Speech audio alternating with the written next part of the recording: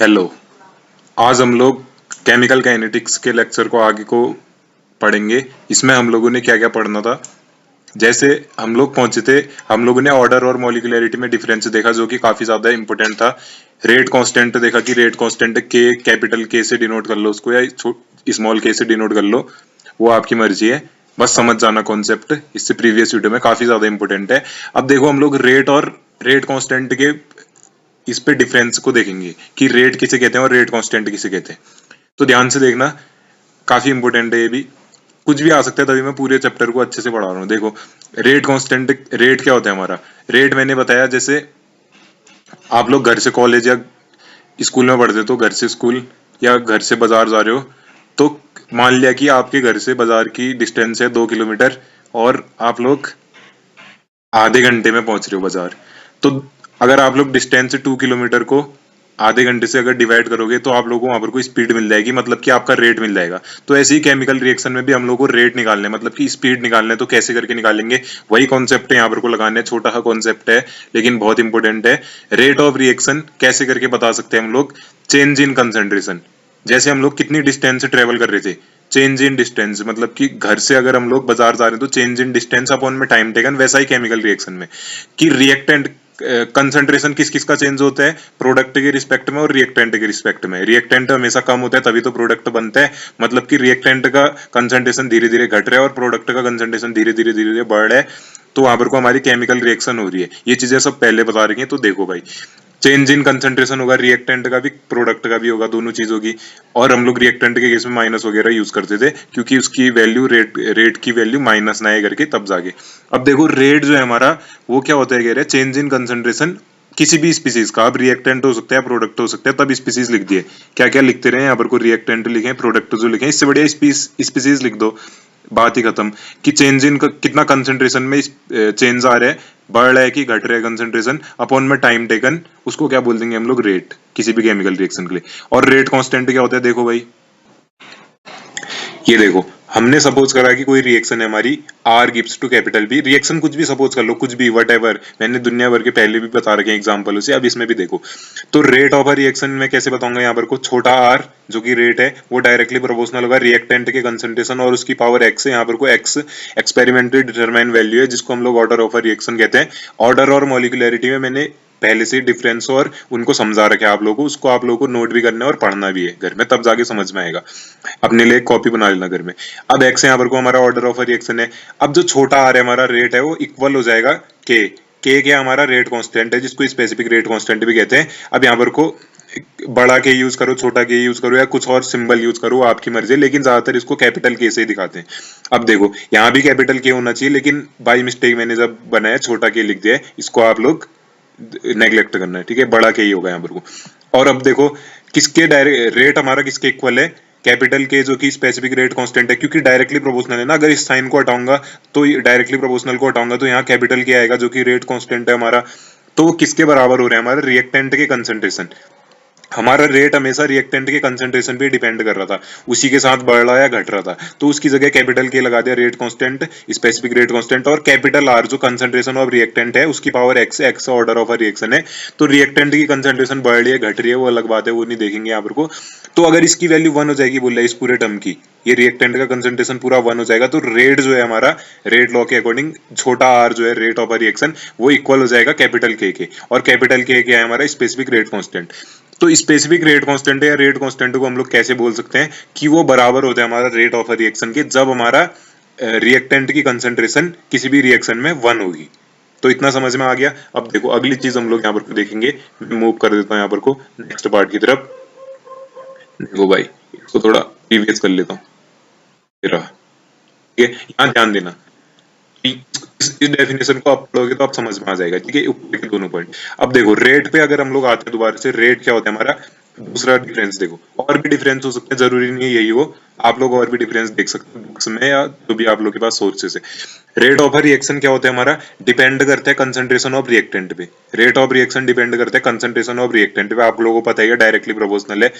और जो rate constant है वो कभी भी डिपेंड नहीं करेगा कंसंट्रेशन ऑफ रिएक्टेंट के, रेट कांस्टेंट कभी भी डिपेंड नहीं करेगा रिएक्टेंट के कंसंट्रेशन पे, लेकिन रेट ऑफ रिएक्शन डिपेंड करेगा कंसंट्रेशन ऑफ रिएक्टेंट पे। अब हो जाएगा, अब देखो रेट की यूनिट क्या होती है? मोल पर लीटर सेकंड। क्यों होती है? चेंज इन कंसंट्रेशन को कैसे दिखाते हैं? मोल पर लीटर। चेंज इन कंसंट्रेशन को कैसे दिखाते हैं? मोल पर लीटर। टाइम को कैसे दिखा सकते हो? सेकंड, आवर, मिनट, कुछ भी, वट।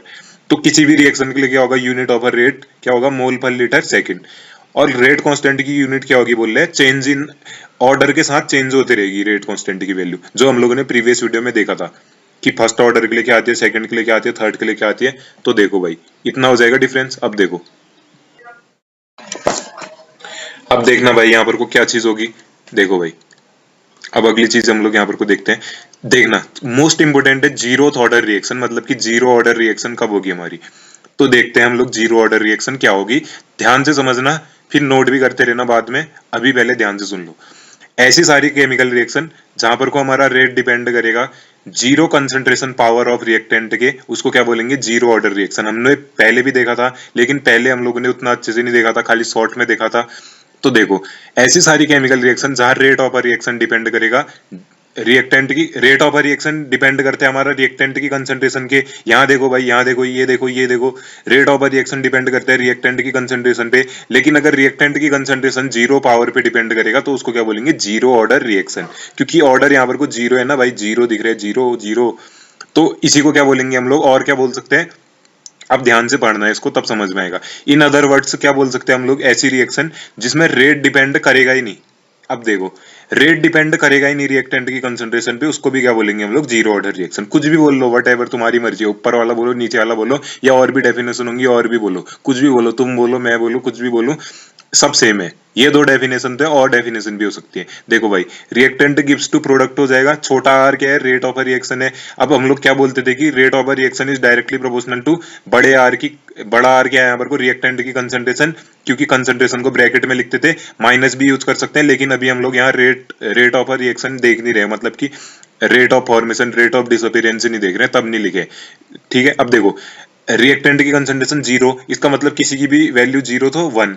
तो देखो, rate of a reaction depend ही नहीं कर रही है रिएक्टेंट पे, ऐसे भी बता सकते हो। एग्जांपल देख लो, एग्जांपल देखो भाई, एग्जांपल देखो। H2 hydrogen plus chlorine, hydrogen का मॉलिक्यूल लिया, क्लोरीन का लिया, दोनों को प्लस कर रहे हो तो क्या बन रहा है यहाँ पर को? 2HCl, 2HCl दे दे रहे हो। पहले हाइड्रोजन गैस थी, क्लोरीन गैस हो सकती है, कुछ भी हो सकता है, अभी वट एवर, गैस ही होगा वैसे। तो HCl बन गया यहाँ पर को हमारा, वो भी गैसेस स्टेट में। फेज मेंशन नहीं करनी ना, हम लोग अभी केमिकल रिएक्शन वाला चैप्टर थोड़ी पढ़ रहे हैं यहाँ पर को, बस हम लोगों को ऑर्डर समझने हैं। तो रेट ऑफ अ रिएक्शन क्या हो जाएगा? एक्सपेरिमेंटली निकाला गया होगा, तभी उसकी पावर जीरो जीरो कह रहे हैं। ये किसी को सपना नहीं हो रहा है, एक्सपेरिमेंटली बताएगी ये चीजें, क्योंकि बहुत से बच्चे कंफ्यूज होते हैं, बोलते हैं कैसे जीरो आ गया, कैसे वन आ गया। तो एक्सपेरिमेंटली डिटरमाइंड वैल्यू है भाई, ऑर्डर में है। ध्यान कहाँ था उस समय? ऑर्डर ऑफ अ रिएक्शन क्या है? एक्सपेरिमेंटली डिटरमाइंड वैल्यू है। तो ऑर्डर क्या हो जाएगा यहाँ पर को हमारा? जीरो प्लस जीरो, तब जीरो। तो रिएक्शन क्या हो जाएगी? Overall zero order reaction. अब देखो भाई, integrated rate constant equation for zero order reaction आ गया भाई, मोस्ट इंपोर्टेंट है, ये हर किसी के लिए इंपोर्टेंट है, अगर कॉलेज स्टूडेंट हो तब भी, और अगर क्लास 11-12 के स्टूडेंट हो तब भी, कॉम्पिटेटिव एग्जाम की तैयारी कर रहे हो तब भी। इंटीग्रेटेड रेट कांस्टेंट की वैल्यू और यह इक्वेशन बोल सकते हैं किसके लिए? जीरो ऑर्डर रिएक्शन के लिए। काफी आसान है, एक समझ जाओगे, बाकी के रास्ते और खुलते जाएंगे। फर्स्ट ऑर्डर के लिए वन रख दोगे पावर। देखो ना भाई, यहाँ पर को क्या है? हमारी आर की वैल्यू डायरेक्टली प्रोपोर्शनल है, रेट की वैल्यू डायरेक्टली प्रोपोर्शनल है रिएक्टेंट के कंसंट्रेशन, उसकी पावर जीरो। अगर मैं स्मॉल आर इक्वल टू के करूंगा, रेट इसको प्रोपोर्शनलिटी का साइन हटा के, और रिएक्टेंट की पावर जीरो, तो वन हो जाएगा। तो जीरो ऑर्डर रिएक्शन के लिए हमारा रेट ऑफ रिएक्शन किसके बराबर आ सकता है? स्पेसिफिक रेट कांस्टेंट के। ऐसी अगर फर्स्ट ऑर्डर रिएक्शन होगी तो रिएक्टेंट की पावर वन पे डिपेंड करेगा, सेकंड ऑर्डर होगी तो रिएक्टेंट की पावर टू पे डिपेंड करेगा, और जहां जीरो वन टू जो वेरी होते रह रहे हैं वो क्या है? ये जीरो ऑर्डर रिएक्शन है, तो जीरो। तो ये एक्सपेरिमेंटली बताया गया है, ये किसी ने दिया नहीं है, ठीक है, उसको सपना नहीं हो रहा है किसी को। तो देखो, हमारे पास क्या है? इंटीग्रेटेड रेट कांस्टेंट इक्वेशन निकालनी है अगर हम लोग को जीरो ऑर्डर रिएक्शन के लिए, तो सबसे पहले कोई भी रिएक्शन सपोज करो, कुछ भी लिख दो, कुछ भी, ठीक है। अब अपनी रिएक्शन और रिएक्शन भी देख सकते हो, एग्जांपल लिख लो उसका, भले ही चाहो तो इसी को भी लिख सकते हो, लेकिन कॉम्प्लिकेटेड हो जाएगा ना, कहाँ हम लोग हाइड्रोजन लें, कहाँ क्लोरीन लें, कहाँ 2HCl लें। इससे बढ़िया क्या करा, रिएक्टेंट गिव्स टू प्रोडक्ट मान लो, या अब यहाँ पर को मैंने ए सपोज करे तो आप भी ए ही मानो। तो किसी भी जीरो ऑर्डर रिएक्शन के लिए हम लोग पहले सपोज करते हैं एक जीरो ऑर्डर रिएक्शन। अब देखो भाई, ए मैंने माना रिएक्टेंट है, इस तरफ रिएक्टेंट होगा ना, इस तरफ प्रोडक्ट भी हो सकता है, लेकिन यहां हम लोगों ने अभी क्या लिखा है? रिएक्टेंट लिखा है, एरो लगा के, इसका मतलब है प्रोडक्ट तो यहाँ को दे रहे हैं। अब देखो, एरो से यहाँ पर को प्रोडक्ट मिल रहा है, ये रिएक्टेंट है, ये प्रोडक्ट है। अब देखो, जी, इसको ध्यान देना है यहाँ पर को, वरना समझ में नहीं आएगा, बर्बाद हो जाओगे। इधर देखो, टाइम जीरो पे क्या होगा, हमारी कंसंट्रेशन एक ही कंसंट्रेशन, मतलब रिएक्टेंट की कंसंट्रेशन जब रिएक्शन शुरू ही नहीं हुई है, तो टाइम जीरो पे हमारी रिएक्टेंट की कंसंट्रेशन क्या होगी, रिएक्टेंट क्या है ए, तो उसकी कंसंट्रेशन क्या होगी ए, उसके बेस पे जीरो लिख दो, तो रिएक्टेंट की कंसंट्रेशन भी जीरो हुई होगी यहाँ पर को। जीरो मतलब वो जीरो खत्म हुई है, ए नॉट इनिशियल कंसंट्रेशन जितनी थी रिएक्टेंट की, वो अभी जीरो कंडीशन पे, इनिशियली रिएक्टेंट का कुछ भी खत्म नहीं हुआ है। अगर माना कि रिएक्टेंट 100% है, तो 100 का 100 ही बचा हुआ है, ये है इसका मतलब। कब, जब हमारा जीरो टाइम है, इनिशियल टाइम है, शुरुआत में रिएक्शन शुरू ही नहीं हुई है अभी, तो प्रोडक्ट कितना बना होगा, प्रोडक्ट तो जीरो बना होगा ना, रिएक्शन शुरू ही नहीं हुई है अभी, जीरो टाइम ही शुरू नहीं हुआ है अभी, तो इनिशियल कंडीशन तभी बोल रहे हैं इसको, जीरो प्रोडक्ट बना होगा अभी। 100% में से प्रोडक्ट जीरो बने, टाइम हो जाएगा जीरो, टाइम जीरो है ना अभी, तो इनिशियली जीरो शुरू ही नहीं करे टाइम। अब देखो, कुछ भी एक रैंडम टाइम ले लिया, टी की वैल्यू क्या ले ली, टी टाइम ले लिया, कुछ भी 1 2 3 4 सेकंड, मिनट, आवर, कुछ भी, डे, कुछ भी हो सकता है टाइम। अब देखो, रिएक्टेंट की कंसंट्रेशन कुछ ना कुछ कम हो गई होगी, किससे कम होगी होगी, ए नॉट से कम होगी होगी, तो कितनी कम होगी, अभी मैंने ए से उसको डिनोट कर दिया है, ए की कंसंट्रेशन इतनी होगी माना, और पी की कंसंट्रेशन कितनी बन गई होगी, अब एक्स बन गई होगी। एक्स कुछ भी हो सकता है, एक्स लिखो, वाई लिखो, जेड लिखो, कुछ भी लिखो। अब मैंने सपोज करें कि एक्स बने, पहले जीरो बना था, अब एक्स बने, तो एक्स प्रोडक्ट बन गया, लेकिन यहाँ पर को कम क्या हो गया, रिएक्टेंट कम हो गया, ए बन गया, ए हो गई रिएक्टेंट की अब कंसंट्रेशन टी टाइम पे। अब देखो, रेट लॉ के अकॉर्डिंग क्या हो जाएगा इसके लिए, जीरो ऑर्डर रिएक्शन के लिए, अगर हम लोग क्या बताना चाहें, rate of a reaction with respect to reactant at time t, अगर हम लोग बताना चाहें तो कैसे बताएंगे, देखना।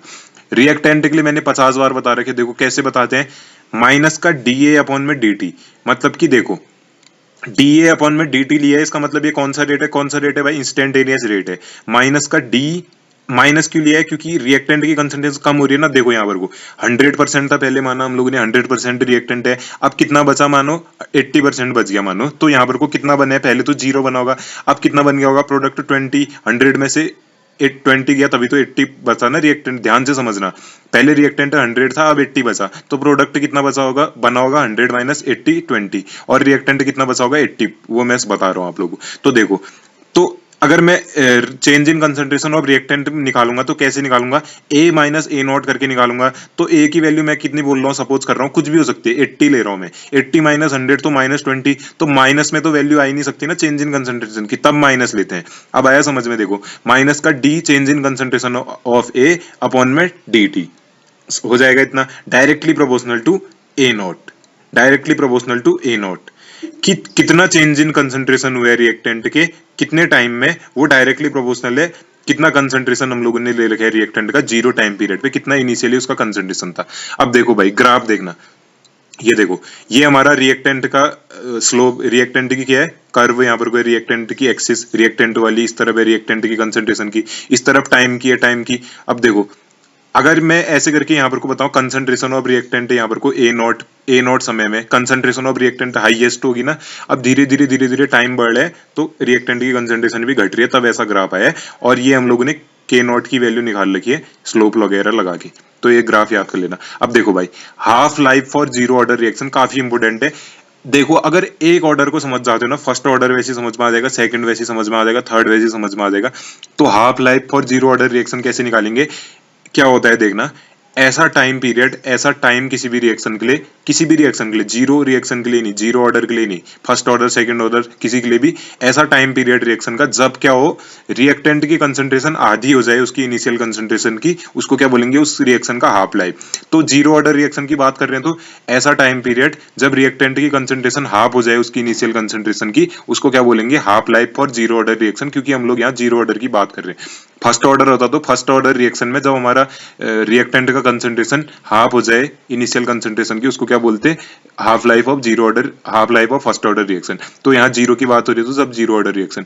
अब देखो, दोबारा से एक रिएक्शन सपोज करो, जीरो ऑर्डर रिएक्शन के लिए एक रिएक्शन सपोज कर लो, ए गिव्स टू पी, माना कि उसकी जीरो टाइम पीरियड पे वही वाला कहानी, ए नॉट की कंसंट्रेशन जीरो टाइम पीरियड पे जब रिएक्शन शुरू ही नहीं हुई है, शुरू ही नहीं हुई रिएक्शन, तो प्रोडक्ट भी जीरो बना होगा, माना कि रिएक्टेंट मैंने 100 लिया है, 100 लिया रिएक्टेंट, प्रोडक्ट जीरो बना होगा क्योंकि अभी रिएक्शन शुरू ही नहीं हुई है। अब मान रहा हूं कि कुछ टाइम पीरियड बाद प्रोडक्ट एक्स बन चुका है, कुछ भी हो सकती है इसकी वैल्यू 20 30 40 कुछ भी हो सकती है, कुछ भी, जितना लोगे आप रिएक्टेंट तो जितना प्रोडक्ट बनेगा उस हिसाब से, तब मैंने ए और एक्स लिया है। तो रिएक्टेंट की कंसंट्रेशन घट के कितनी होगी, अब ए हो गई है, लेकिन प्रोडक्ट की कंसंट्रेशन कितनी हो गई है, एक्स हो गई है। तो इसके लिए जीरो ऑर्डर रिएक्शन के लिए हम लोग कैसे निकाल सकते हैं, के की वैल्यू हम लोग कैसे निकालेंगे, देखो कैसे निकालेंगे के की वैल्यू। इसके लिए के की वैल्यू कैसे निकालेंगे, के मतलब specific rate constant equal to A naught. ये कौन सी कंसंट्रेशन है, हमारी इनिशियल वाली कंसंट्रेशन। लेकिन चेंज इन कंसंट्रेशन निकालना है तो ये गलती मत कर देना कहीं, चेंज इन कंसंट्रेशन निकालते टाइम क्या होता है हमारा, फाइनल माइनस इनिशियल ऐसा होगा, ए माइनस ए नॉट होगा। लेकिन यहाँ पर को हम लोग अभी स्पेसिफिक रेट कांस्टेंट वाला निकाल ले, तब बता रहा हूँ। देखो भाई इधर देखो, इधर देखो, देखो ये था ना हमारे पास, ये था ना माइनस का डी ए अपॉन में डी टी इक्वल टू के मल्टीप्लाई बाई ए नॉट आएगा ना, तो के मल्टीप्लाई बाई ए नॉट आएगा, तो तब जाके क्रॉस मल्टीप्लाई वगैरह करके यहाँ पर को के की वैल्यू निकाल लें, इक्वल टू के मल्टीप्लाई बाई ए नॉट करूंगा, तब के की वैल्यू अगर मैं निकालूंगा तो ए नॉट इधर अगर मैं भेजूंगा तब जाके ए नॉट माइनस डी ए आ गए, तब जाके है, ऐसे समझो भाई उसको, वरना नहीं आएगा समझ में। वरना तुम लोग ये गलती कर दोगे, चेंज इन कंसंट्रेशन में हमेशा फाइनल माइनस इनिशियल करने हैं कि फाइनल में कितनी कंसंट्रेशन है और इनिशियली कितनी थी अपॉन में चेंज इन टाइम। लेकिन यहाँ पर को रेट कांस्टेंट अभी हम लोग हाफ लाइफ निकाल ले तब अलग चीज है। देखो के की वैल्यू क्या हो जाएगी, अब यहाँ पर को इनिशियल कंसंट्रेशन है ए नॉट, इनिशियल है जीरो टाइम पे, तो ए नॉट की कंसंट्रेशन मतलब इनिशियल रिएक्टेंट की कंसंट्रेशन माइनस फाइनल रिएक्टेंट की कंसंट्रेशन अपॉन में टाइम। अब देखो, अब ए की वैल्यू कितनी है, बोल रहे हाफ लाइफ रिएक्शन है ना, हाफ लाइफ मतलब जब रिएक्टेंट का आधा हो जाए। देखो रिएक्टेंट कब होगा आधा, जब ये देखो हाफ लाइफ की बात कर रहे हैं ना, तो रिएक्टेंट जब हमारा हाफ पहुंच जाएगा तब उसको हाफ लाइफ बोल रहे हैं। तो देखो एक जो हमारा कंसंट्रेशन है वो ए नॉट अपॉन टू होगी, मतलब कि हाफ होगी उसकी, जितना इनिशियली लिया था उसका हाफ हो गया है, वो क्या है हमारी फाइनल कंसंट्रेशन। जितना इनिशियली लिया उसका हाफ हो गया, वो क्या है, ये क्या है हमारी फाइनल कंसंट्रेशन कुछ टाइम पीरियड बाद। तो टाइम कितना होगा हमारा, टाइम भी टी हाफ होगा, इसी को तो हाफ लाइफ ओवर रिएक्शन बोल रहे हैं। तो के की वैल्यू कितनी आ जाएगी, यहाँ पर को इंक गिरी है सॉरी, के की वैल्यू कितनी आ जाएगी, देखो बस क्या रख दूंगा इस वाले को, देखो यहाँ पर को इंक को नेग्लेक्ट करो, देखो के कैपिटल के इक्वल टू ए नॉट, तो वैसा का वैसा ही रहेगा। अब ए की जगह क्या रख दूंगा, यहाँ पर को ए की जगह A naught minus A naught upon two, sorry A naught minus A naught upon two. अब एलसीएम लूंगा तो क्या होगा, two A naught minus A naught upon में टू अपॉन में टी हाफ, ऐसे करके हो जाएगा। देखो भाई क्या होगा अगली लाइन पे देखना, k equal to two A naught minus A upon में two, two A naught minus में ए नॉट अपॉन में टू। दोबारा से बोल रहा हूँ, k equal to two A naught minus में ए नॉट अपॉन में टू, फिर टू ए नॉट में से ए नॉट माइनस करेंगे तो क्या आ जाएगा, ए नॉट अपॉन में टू के नॉट। कैसे आया होगा, अब ये देखो भाई कैसे आया होगा, ए नॉट अपॉन में टू तो ऊपर बचेगा, उसके अपॉन में क्या है टी हाफ है, और यहाँ पर को क्या है के है, तो टी हाफ को उधर भेजूंगा तो के इधर आएगा, और ये टू तो डिवाइड में तो ये यहाँ चले जाएगा। इसको बस सिंपल मैथ से कर रहे हैं, सिंपल मैथ से। अब टी हाफ का फॉर्मूला कितना आ जाएगा, ए नॉट अपॉन में टू के नॉट।